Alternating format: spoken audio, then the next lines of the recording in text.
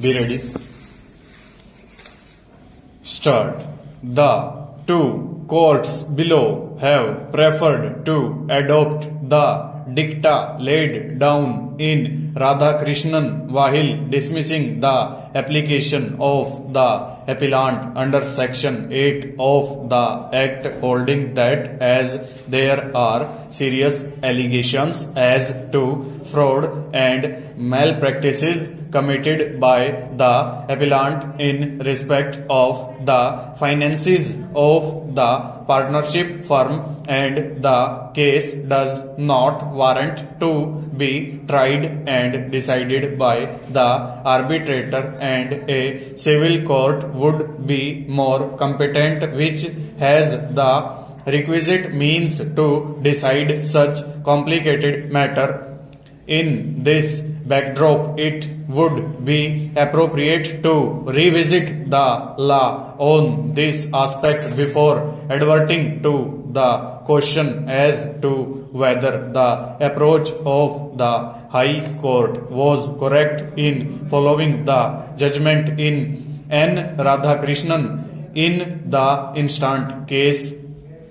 In this behalf, we have to begin our discussion with the pertinent observation that insofar as the Arbitration and Conciliation Act 1996 is concerned, it does not make any specific provision excluding any category of disputes, terming them to be non-arbitrable. Number of pronouncements have been rendered laying down the scope of judicial intervention in cases where there is an arbitration clause with clear and unambiguous message that in such an event judicial intervention would be very limited and minimal. However, the Act contains provisions for challenging the arbitral awards. These provisions are Section 34 and Section 48 of the Act. Section 34 bracket 2 bracket B and Section 48 bracket 2 of the Act inter alia provide that an arbitral award may be set aside if the court finds that the subject matter of the dispute is not capable of settlement by arbitration under the law for the time being in force. Even when such a provision is interpreted, what is to be shown is that there is a law which makes subject matter of a dispute incapable of settlement by arbitration.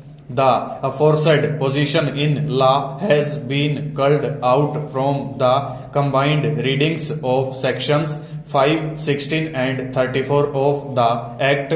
When arbitration proceedings are triggered by one of the parties because of the existence of an arbitration agreement between them, Section 5 of the Act by a non-obstante clause provides a clear message that there should not be any judicial intervention at that stage, scuttling the arbitration proceedings, even if the other party has objection to initiation of such arbitration proceedings on the ground that there is no arbitration agreement or validity of the arbitration clause or the competence of the arbitral tribunal. Full stop. Over.